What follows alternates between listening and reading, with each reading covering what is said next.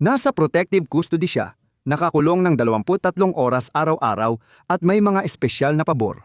May mga opisyal na nagpasok ng telepono para sa kanya at sinabing protektado siya, pero naabot pa rin siya ng isang preso.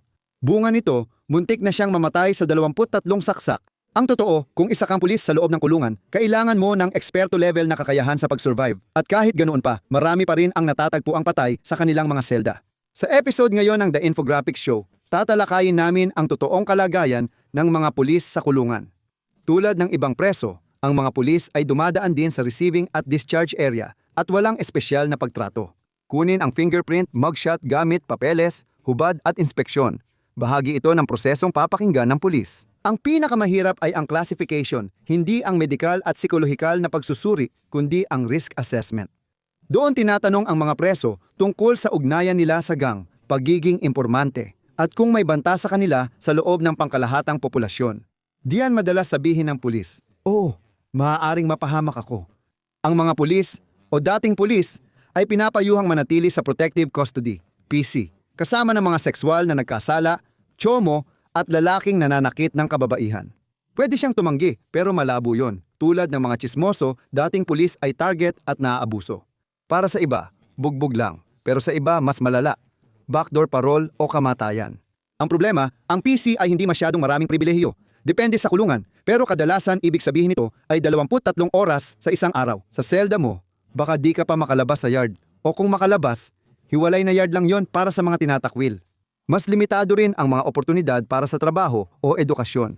At sa mga kulungan na walang nakalaang PC unit, ang buhay ng isang pulis ay maaaring mga hulugan ng 23 oras kada araw sa Special Housing Unit o Special Housing Unit o kaya'y sa Solitary Confinement. Matagal nang pinapakita ng pag-aaral na mas mataas ng hanggang 5 beses ang seryosong sakit sa pag-iisip at pananakit sa sarili, kabilang ang kamatayan sa mga nasa solitary kumpara sa iba. Nawawala sa katinuan ang mga lalaki doon. Ang depression, pagkabalisa at post-traumatic stress disorder ay maaaring magdulot ng matinding kabaliwan at pagkawala ng pagkakakilanlan. Makikita mo mamaya na maraming pulis sa kulungan ang hindi kinakaya ang ganitong pag-iisa, kaya napipilitan silang gumawa ng matitinding hakbang, kahit pwedeng makipag-usap ang protektadong bilanggo sa iba. Kasama nila ang mga lalaking ng abuso ng bata, nanakit at pumatay ng babae. Oo, bilang pulis, baka mas maganda ang trato ng mga gwardya sa iyo, pero di nito binabago na halimaw pa rin ang mga kapitbahay mo. Yung iba sa kanila mamamatay tao, yung iba siguro hindi, gaya ng mga pulis. May dating miyembro ng gang doon, baka mga lalaking umiiwas sa utos na patayin agad.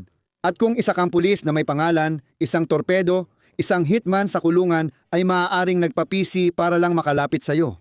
Ang isang kalamangan ng pulis ay ang impluwensya sa labas. Kung pahirapan ka ng correctional officer, pwedeng gantihan ng mga kaibigan mo sa labas ang opisyal na yon. Depende kung saan ka nakakulong. Kung nasa sarili mong estado ka, posible may kakampi ka pa. Pero ibig sabihin din nito na may posibilidad na yung mga taong inaresto mo ay nandoon din sa loob kasama mo. Pwede kang magtangkang magtago. Pero may mga pagkakataon na kilala ang mga opisyal na sinasabihan ang mga preso na pababain ang tensyon sa mga lalaki para lang umupo at panoorin ang karahasan. Hindi mo maitago ang pagkakakilanlan. Kaya marami ang nag-iisa sa selda halos buong sentensya. Iba naman ang kwento ng dating pulis sa simula. Kilala ng buong bansa si Derek Chauvin at ang kanyang muka.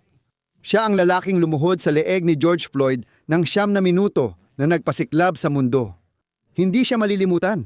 Nakulong siya ng 22.5 taon matapos ang 2 dekada ng serbisyo. Pinarangalan siya ng mga medalya para sa katapangan, pero may 18 reklamo ng maling asal sa kanyang record, kaya naging malaking target siya.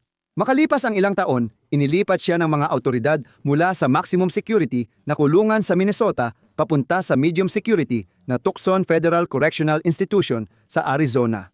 Ang medium ay nagbibigay ng kalayaan, pero hindi ito laging maganda para sa may reputasyon tulad ni Chauvin. Natutunan niya ito sa mahirap na paraan. Noong Nobyembre 2023 si John Terskak na 52 anyos ay hindi santo. Nagsilbi siya ng 30 taon dahil sa tangkang pagpatay at pananakit gamit ang deadly weapon bilang miyembro ng Mexican Mafia. Noong 1900, pinatay niya ang isang kapwa bilanggo sa Folsom State Prison. Sa labas ng kulungan, nangingikil siya ng buwis sa mga gang at tulak ng droga gamit ang pananakot ng pananakit. Impormante rin siya ng Federal Bureau of Investigation, kaya hindi siya huwaran ng moralidad. Palihim na lumapit si Terskak sa likod ni Chauvin sa aklatan ng kulungan gamit ang kanyang improvised na sandata, isang shiv at sinaksak siya ng 23 beses. Agad tumugon ang mga opisyal na posibleng nagligtas kay Chauvin. Bagamat ang katotohanang napakadaling nakalapit si Terskak sa kanya ay sinuri kalaunan, pinayagan ba ng mga opisyal na makalapit si Terskak? Hindi ito unang beses na nagkunwaring walang alam ang mga gwardiya para mapatay ang kilalang bilanggo. May iba pa dyan, mamaya. Ang kalagayan ni Chauvin ay itinuring na matatag at nang siya ay nakarecover na, inilipat siya sa isang mababang seguridad na bilangguan sa Texas, kung saan ang mga bagong kasama niya ay malamang na mga umiiwas sa buwis at mga taong hindi makabayad ng multa sa parking ticket. Dapat ay ligtas na si Chauvin doon, na higit pa sa masasabi natin para sa 6 na dating pulis ng Mississippi sa Rankin County. Kamakailan lang, nakatanggap sila ng kabuuang 165 taon ng pagkakakulong dahil sa isang home invasion kung saan 2 black na lalaki ang pisikal at sexual na nang-abuso. 6 na pulis na tinawag na Goon Squad ay pumasok sa bahay ng walang warrant matapos makatanggap ng tawag ukol sa kahinahinalang aktibidad. Sa loob ng 2 oras, nagbitaw sila ng sunod-sunod na mga mapanirang salita laban sa lahi habang ginapos nila ang mga lalaki, kinuryente gamit ang taser at isinailalim sa waterboarding. Nakita nila ang sextoy ng may-ari ng bahay, isinubo ito sa bibig ng lalaki at tinakot na gagahasain ang dalawa. Sa kunwaring pagbitay, binaril ng pulis ang bibig ng biktima kaya naputol ang dila at nabali ang panga nito. Nag-usap ang mga pulis kung paano itatago ang insidente. Kinuha nila ang home security video at itinapon sa ilog. Lumabas sa investigasyon na ang mga pulis ng Rankin County ay nagtulak ng patpat sa lalamunan ng lalaki, sinunog ang paa ng isa gamit ang blowtorch at ginamit ang bagong taser sa mga pinaghihinalaan. Para silang mga baliw na sumisira ng pinto at umaastang siga saan man sa Amerika. Ang mga lalaking ito ay posibleng bugbugin, kikilan o patayin. Dahil dito, 23 oras silang nakakulong sa selda kada araw ng ilang taon. Pero parang may mga pulis na gustong mamatay. Noong 2001 ang dating Los Angeles Police Department Police na si David Mack ay nakakulong sa isang federal na bilangguan sa Illinois. Habang tumatakbo siya sa bakuran, iniisip niyang naging maayos ang 14 na taon niyang pagkakakulong dahil sa pagnanakaw sa bangko. Nasa labas siya ng estado at walang nakakakilala sa kanya. Ang problema, maraming oras ang mga preso at madalas silang manood ng telebisyon, magbasa ng mga dyaryo at magasin. Isang araw, may nakita silang balita tungkol sa krimen ni Mack at nadiskubre nilang kasabwat siya ng isa sa pinakakorap na pulis sa kasaysayan ng Los Angeles Police Department. Nakapagtrabaho si Mack kasama si Rafael Perez, pangunahing sangkot sa Rampart Scandal ng Los Angeles Police Department. Noong dekada 90, ang mga pulis ay nagkikilos gangster, mga humigit kumulang 70 pulis ang sumisira ng mga pinto ng inosenteng pamilya at nananakit ng mga tao. Kapag wala silang makita, nagtatanim sila ng droga o nagsisinungaling sa pananakit. Hindi lang basta madumi ang mga pulis na ito, talagang napakarumi nila. Nagnanakaw sila ng droga mula sa mga tulak at ibinibenta ito sa ibang tulak. Parang lisensya ito para pumatay at yumaman at si Opisyal Perez ang sentro nito. Kumakalat ang balita na si Perez ay konektado sa Bloods at may chismis na sangkot siya sa pagpatay ng rapper. Notorious Big, tulad ng inaasahan, hindi talaga popular si Perez sa karamihan ng mga nakakulong. Sinubukan niyang idiin ang Temple Street Gang sa pagpatay ng lalaking binaril sa ulo sa labas ng McDonald's. Mga miyembro ng Mexican Mafia ang totoong pumatay. Ngunit 4 na lalaki mula Temple Street ang inaresto at hinatulan dahil sa batang saksi na si Sonia Flores. Hindi alam ng iba noon na sangkot sina Perez at Flores. Nabuntis niya si Flores noong 16 siya matapos dalhin sa nightclub. Nagpalaglag siya pero sinabi niyang mahal niya si Perez at gagawin ang lahat para dito. Si Opisyal Mack, pangunahing tauhan sa Rampart Scandal, ay nagpalala ng korupsyon nang siya ang nagplano ng armadong pagnanakaw sa Bank of America. Tumakas siya bitbit ang 700, 22,000 itinago ang pera, at sinabi sa ilan na yayaman siya paglabas. Nakawala siya noong 2010 pero di tiyak kung marangya ang buhay niya. Isang mapagkakatiwalaang impormante mula sa kulungan ang nagsabi kalaunan na ang pera mula sa pagnanakaw ay gagamitin para bayaran ang lalaking inupahan para patayin si Biggie. At pati na rin patayin si Sean Combs, na kilala bilang PDD. Nagpatotoo si Miss Flores na magkasama sina Perez at Mack bilang partner nang gibain nila ang pinto ng isang tulak ng droga. Ngunit hindi sila nandoon para manghuli. Pinatay nila ang tulak at inanya sa pamamaril. Sabi ni Flores, nilagay ni na Mack at Perez ang mga bangkay sa kotse at inilibing sa Tijuana. Gayunpaman, binawi ni Flores ang kanyang salaysay kalaunan. Humigit kumulang. 100 na hatol ang nabaligtad base lamang sa salaysay ni Perez. Ibinunyag niya ang lahat kaya hindi siya nakulong sa federal na bilangguan. Kung nakulong siya, malabo na tumagal siya ng 1 buwan nang hindi nasaksak o natagpuang nakabitin. Hindi kasing swerte si Mac. Dati siyang track star at masaya siya sa regular na pagtakbo sa kulungan habang pinapanood ng ilang preso. Lahat sila galit na galit sa ginawa ni Mac sa mga kagaya nila, kaya sabay-sabay silang sumugod gamit ang mga patalim at mga kamay, at sinimulan siyang saksakin sa katawan at leeg. 2 araw lang sa ospital si Mac, matapang siya, kaya kailangan agad siyang ibalik sa general population. Ganyan ang sistema sa United States, kung pulis ka sa kulungan. Pero kung high profile ka at may hawak na delikadong impormasyon, posibleng malagay ka sa alanganin. Tingnan mo ang kwento ni Joe Ferrari Utanfon, isang pulis sa Thailand. Superintendent ng Muang Nakhon Sawan Police Station sa Thailand. Karaniwan, 40,000 baht kada buwan ang sahod sa trabahong iyon, mga 1,200. Ayon sa mga Thai, maraming pulis ay di iniintindi ang sweldo dahil ang mga tiwali ay kumikita sa bonus. Bilyong dolyar na halaga ng droga mula Myanmar ang dumadaan sa Thailand. Habang may mga pulis na pumipigil sa kalakalan, meron ding iba na binabayaran para magpikit mata. Para kay Joe, yumaman siya dahil sa giyera kontra droga matapos ang session ng torture at pangingikil sa tulak. Isang tapat na pulis ang nakakuha ng closed-circuit television recording. Ipinakita si Joe at 6 na pulis na nilalagyan ng duct tape ang plastic na supot sa ulo ng suspect habang kinikikilan ng 82,000. Matapos subukang palabasin ng mga pumatay na overdose ang sanhi ng pagkamatay, inimbestigahan ito ng mga tapat na pulis. Sinabi nila ito sa kanilang mga nakakataas at nang hindi ito umubra, sinabi nila sa lokal na media pero sa hindi maipaliwanag na dahilan, wala pa ring nangyari. Naglabas sila ng nakakagulat na video at pinabayaan ang publiko na magdesisyon habang kumalat ito online. Kung hindi ito nailabas, parang wala lang. Tuloy pa rin ang dating gawain.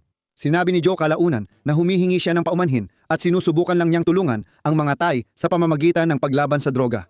Wala namang naniwala sa kanya. Naging malaking iskandalo ito.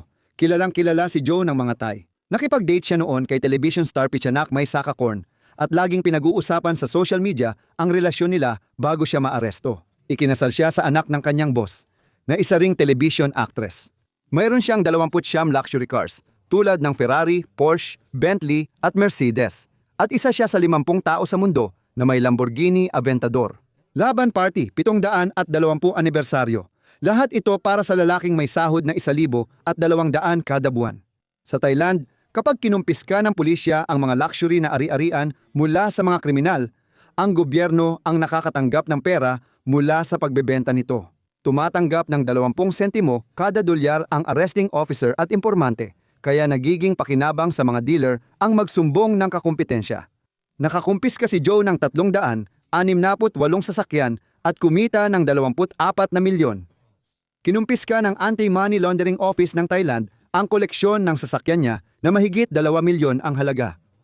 Bukod sa 18 milyong mansyon, nakuha rin nila ang marangyang kondo at 20 milyong cash na nakatago sa kanyang bahay. Hindi mataas na opisyal si Joe, nasa gitna lang siya. Kaya may tanong kung pinapasa ba niya ang kayamanan pataas. Ang kanyang habambuhay na sentensya ay kalaunan ay nabawasan, pero ang iskandalo ay nagpasimula ng isang malaking investigasyon sa korupsyon. Ayon sa dating komisyoner ng Karapatang Pantao ng Thailand, ang kaso ay tuktok lang ng mas malaking problema. Ayon sa kanya sa The Nation, ganito ang tunay na kalagayan ng hustisya sa Thailand. Madalas siksikan ang mga lalaki sa loob ng kulungan. Pero nilipat si Joe sa solitary confinement ng hepe ng kulungan, di umano para sa kanyang kaligtasan. Sabi ng ibang source, naging paranoid siya at natakot na may papatay sa kanya kaya siya ang humiling ng paglipat. Di naglaon, natagpuan siyang patay sa selda ayon sa ulat. Nagpasya siyang magpakamatay, ngunit nagduda ang pamilya at maraming netizen. Bumisita ang pamilya niya at sinabi nilang maayos siya. Ayon sa forensic expert, tugma ang kanyang mga sugat sa pagkakabigti gamit ang tela at walang palatandaan ng paglaban. Patuloy na nagdududa ang publiko dahil maliit lang ang dugong nakita sa selda at walang nakitang pumasok sa closed-circuit television. Ayon sa Thai PBS News, humiling siya na mailipat mula solitary confinement pabalik sa mga karaniwang preso. Ngunit tinanggihan iyon. May isang Thai na sumulat sa Pantip Forum.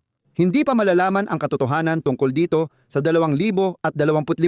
Patuloy namang hindi naniniwala ang abogado ni Joe at pamilya niya sa opisyal na kwento at mag-iimbestiga pa rin sila. Sa kulungan, wala kang proteksyon kung may gustong pumatay sa iyo at pagtakpan ang dahilan, madali lang nila itong gawin. Kaya tuwing may namamatay na dating pulis, kadalasan may hinala pero hindi masyado kay Anthony Orban. Ang dating Marine at pulis ay lumabas noong 2010 at dinukot ang batang waitress sa parking lot gamit ang baril at sasakyan ng biktima. Nagmaneho sila sa buong bayan at gumawa ng mga karumal-dumal na bagay sa kanya bago siya pinalaya. Naaresto si Orban matapos ang pag-atake at nag-plead ng not guilty sa korte dahil sa kabaliwan. Sinabi niya na matapos ang digmaan sa Iraq, hindi na naging maayos ang kanyang pag-iisip at sinisi ang Zoloft sa kanyang guni-guni at pagkawala ng malay. Baka mas naipaliwanag ng 8 margarita at 2 pitzel ng beer ang pagkawala niya ng alaala. Dahil sa sobrang kalasingan, naiwan niya ang service weapon sa kotse ng babae at nakulong siya. Pero sandali lang siya roon. Habang hinihintay ang habambuhay na sentensya sa kulungan, natagpuan siyang walang malay sa selda, sabi ng mga opisyal. Walang foul play. Imbes na harapin ang ibang preso o gugulin ang nalalabi niyang buhay mag-isa, pinili niyang wakasan ito sa mas madali. Kahit sikat na kaso, may pulis pa rin sa gitna. Maraming tsismis ang bumabalot sa pagkamatay ni Jeffrey Epstein.